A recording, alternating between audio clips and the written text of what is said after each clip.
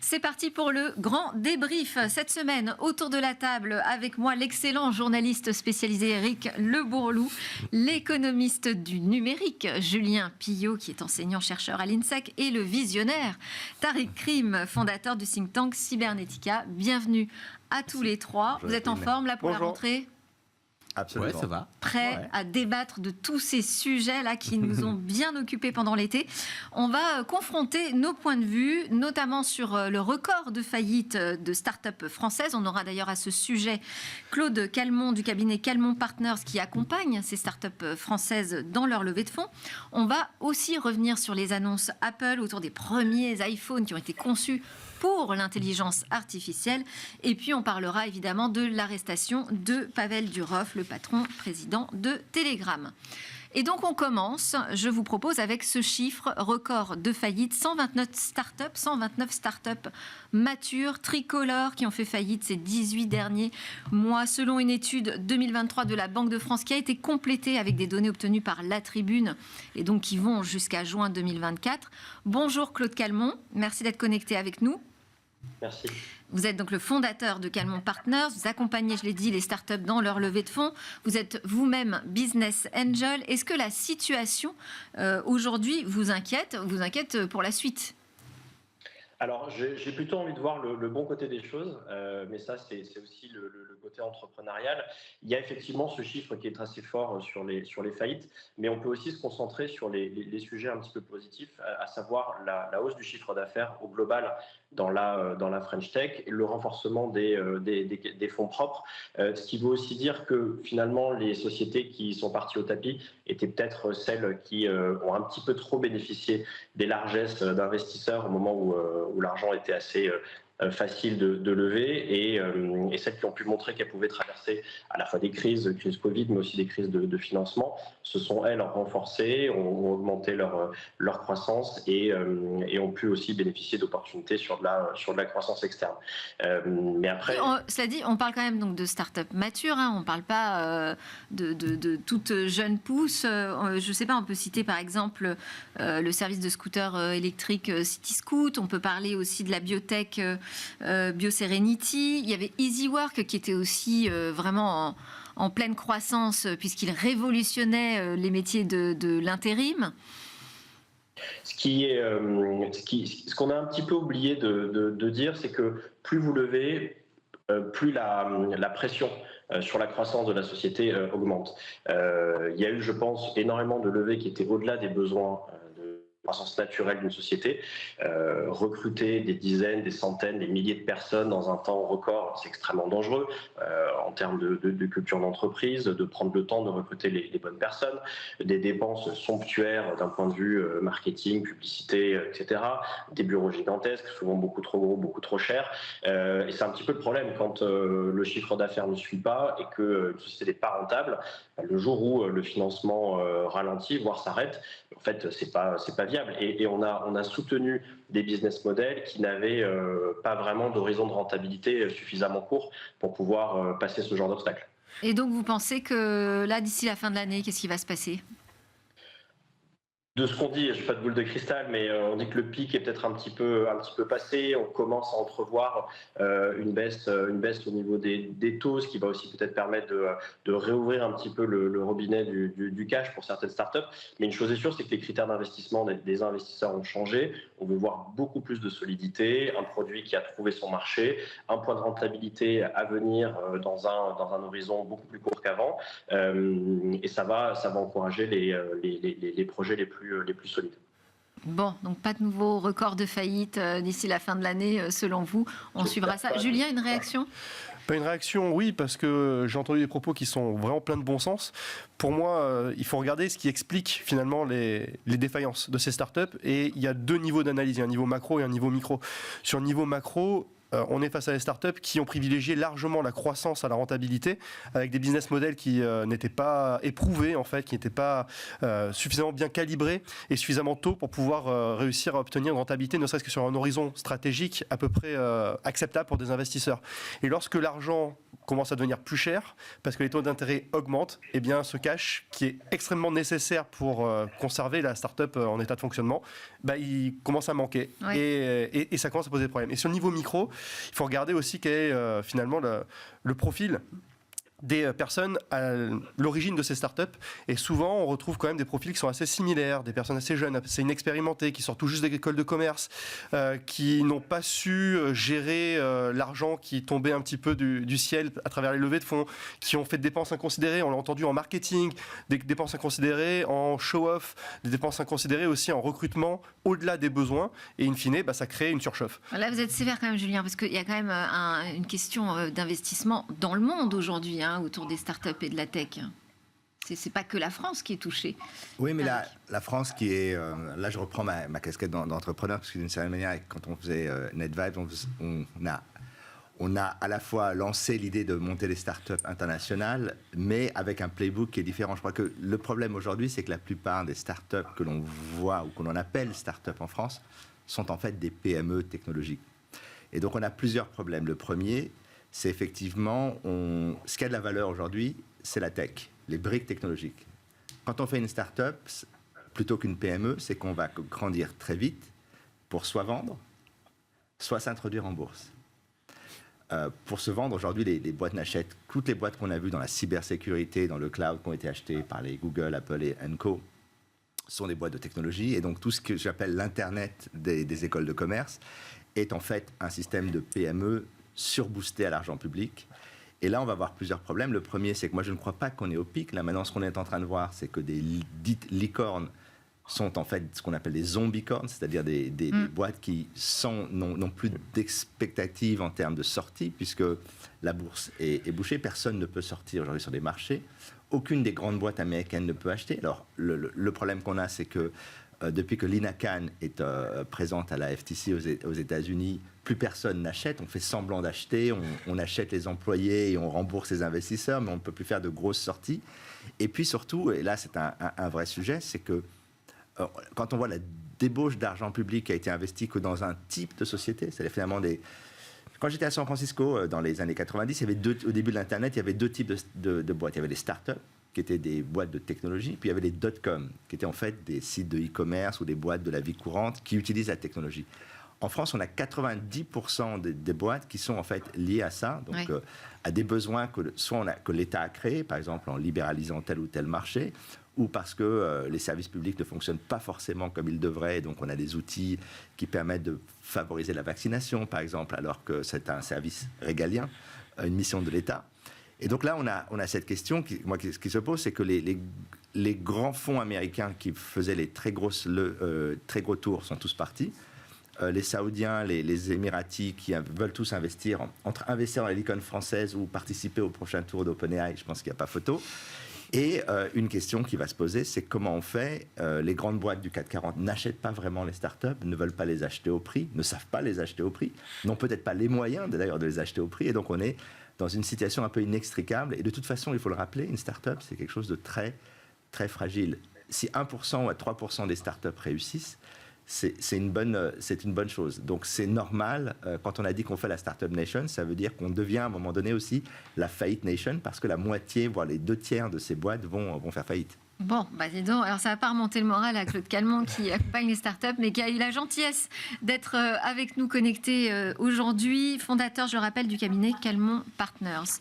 On enchaîne avec nos autres sujets. Alors, ces annonces Apple qui ont été faites donc lundi soir ont présenté la première série d'iPhone conçue expressément pour l'intelligence artificielle. En tout cas, c'est ce que nous raconte Tim Cook en ouverture de sa keynote lundi soir. Donc, on a découvert l'iPhone 16, 16 Plus, le Pro, Pro Max, qui embarque iOS 18 et Apple Intelligence. Donc, on a découvert qui a été lancé en juin.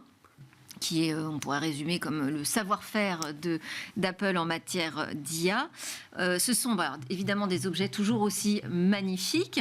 Est-ce que pour autant, ils vous ont surpris? Est-ce que vous avez découvert quelque chose qui vous a surpris, un peu d'inattendu pendant cette keynote?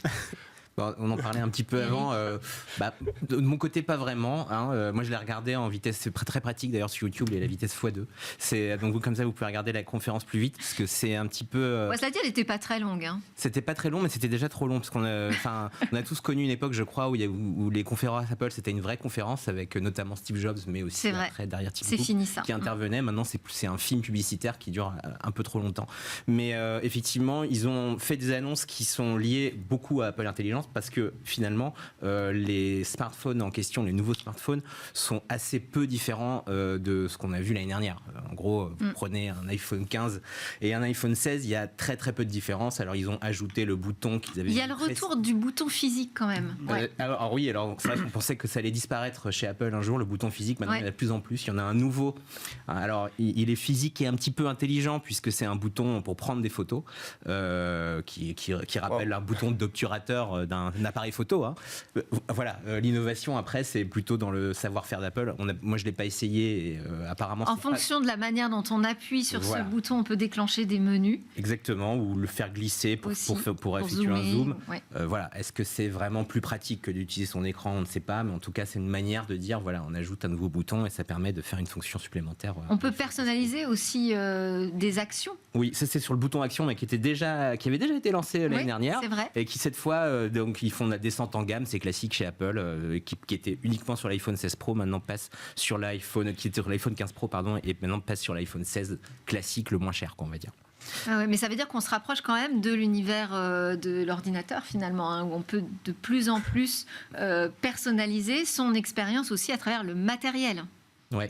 Oui, et d'ailleurs Apple n'était pas très friand de cette personnalisation à une époque. C'était c'est comme ça et puis c'est tout. On voit d'ailleurs avec iOS 18, ils ont aussi inauguré beaucoup plus de personnalisation dans les menus. On va pouvoir changer ses icônes, etc. C'est aussi un petit changement de leur part.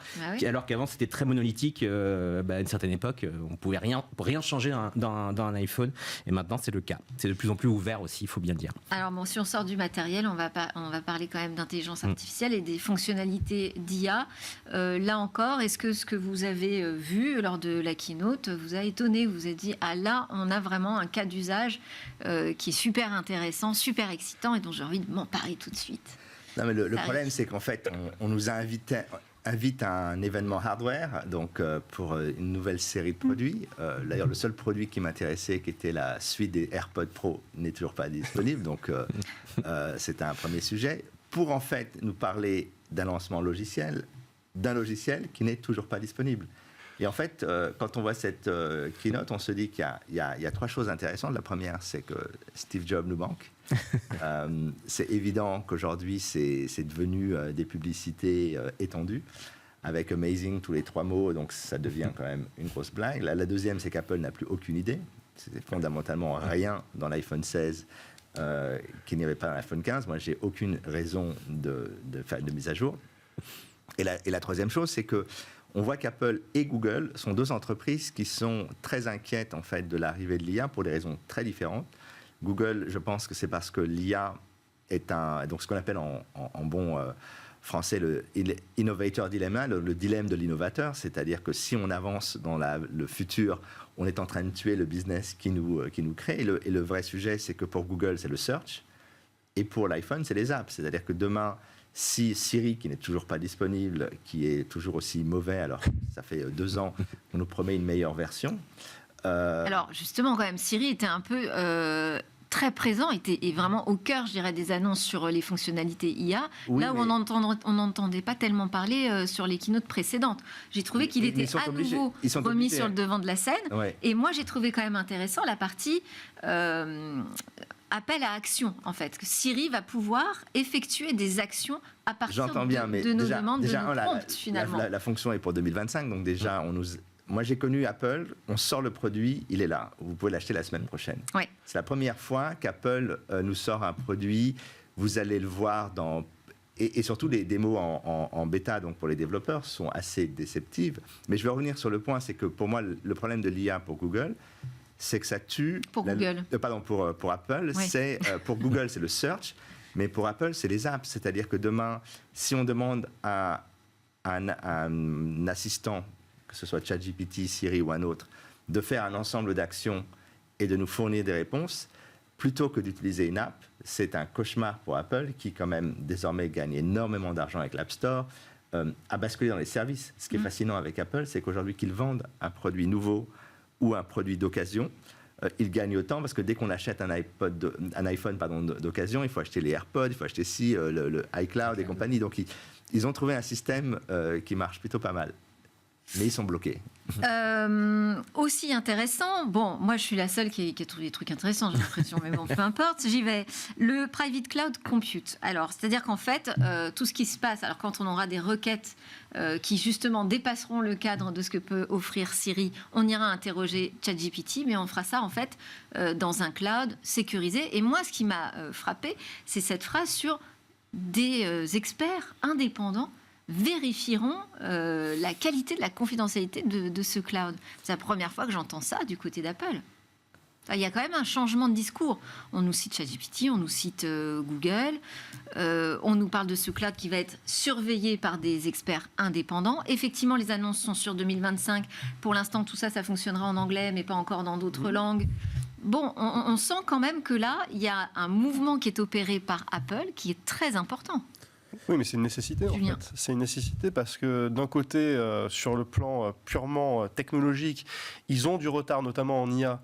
Et donc, quelque part, s'ouvrir, ça devient une nécessité pour eux, pour tout simplement pouvoir offrir ce qu'ils pensent que le marché attend, d'une part. Et de l'autre, les régulateurs sont en train de regarder de façon nettement plus précise ce qu'il se passe au niveau de la sphère numérique et notamment de l'intelligence artificielle, et pouvoir donner des gages, ne serait-ce que dans les promesses commerciales de surveillance accrue, de confidentialité accrue. C'est quelque chose aussi qui agit comme un argument commercial, mais aussi comme quelque chose qui est susceptible de tempérer un petit peu les régulateurs qui actuellement ont quand même, notamment Apple, mais pas uniquement, aussi Google, vraiment dans l'œil du collimateur.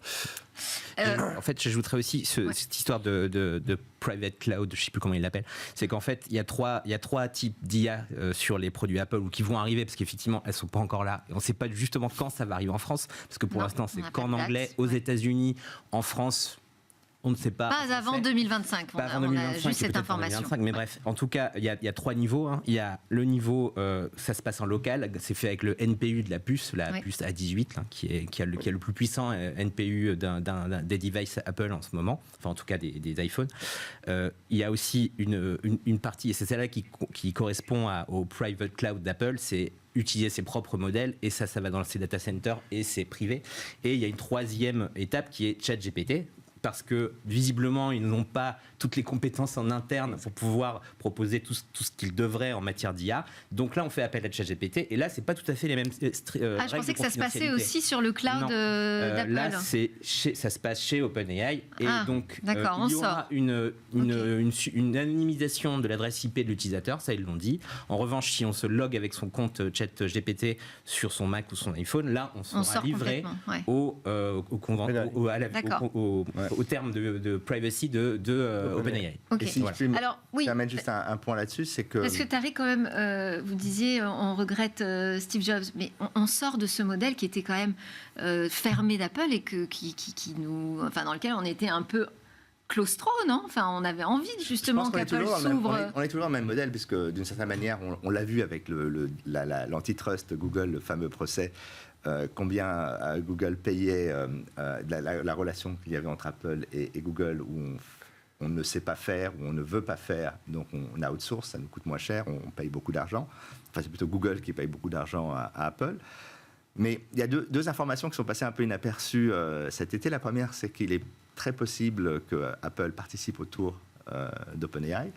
Donc ça veut dire et ce n'est plus d'ailleurs Microsoft qui va être le lead, donc ça veut dire que soudain OpenAI essaye de diversifier sa relation avec un actionnaire un peu trop encombrant, et surtout de se dire on va...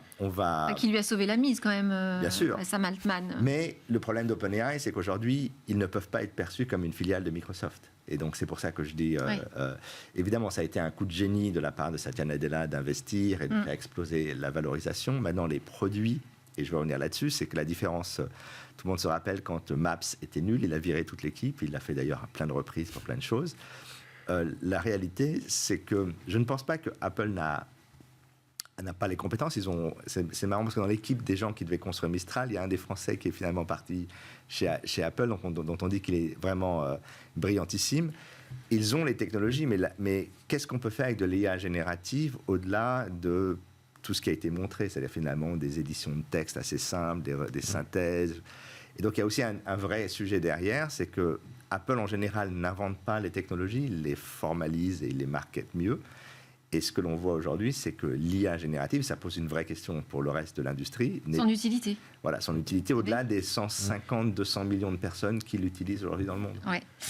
Bon, on n'a pas vraiment le temps de s'étendre là-dessus, mais il y a aussi des annonces du côté de la santé, avec la montre qui va permettre de détecter l'apnée du sommeil, et puis les AirPods Pro 2 qui vont devenir peut-être un dispositif médical pour lutter contre la perte d'audition.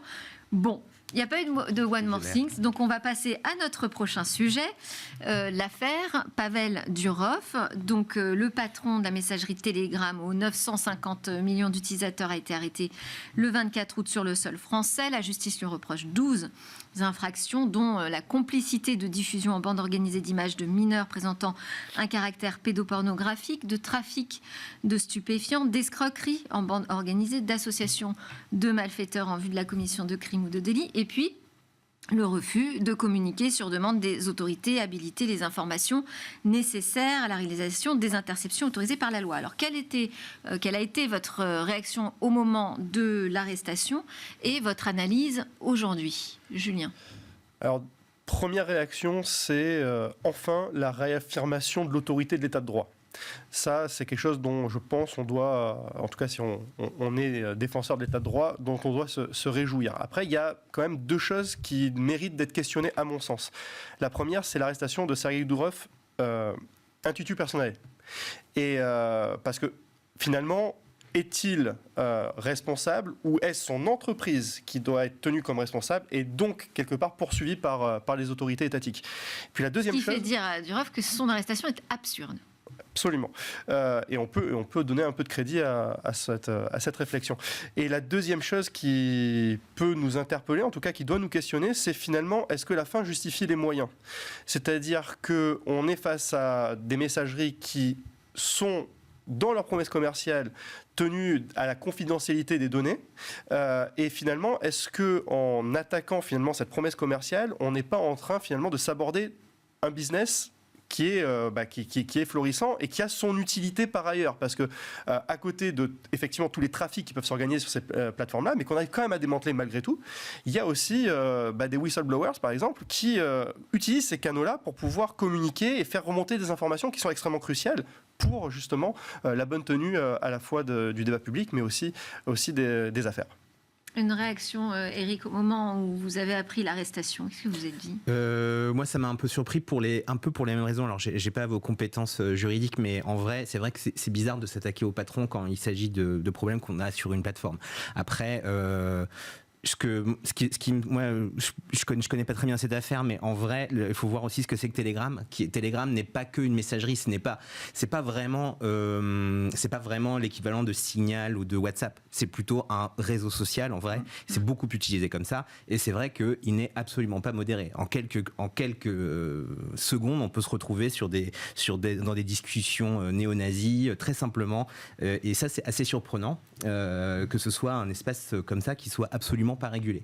Donc effectivement, on a souvent tendance à confondre Telegram avec WhatsApp, alors que oui, on peut s'en servir comme messagerie plus ou moins sécurisée d'ailleurs, puisque en fait, par défaut, les conversations ne sont pas chiffrées de bout en bout. Mais je pense avant tout, le problème repose dans ces canaux de diffusion complètement pas modérés en fait. Est-ce que c'est une alerte pour les plateformes sociales justement ? C'est une bonne question parce qu'on parlait de l'état de droit. En fait, ce qui est intéressant, c'est que coup sur coup, on a vu 2 pays, la France et le Brésil, tenir tête à des acteurs et à la plateforme X. Voilà, notamment ce qui s'est passé au Brésil avec Twitter.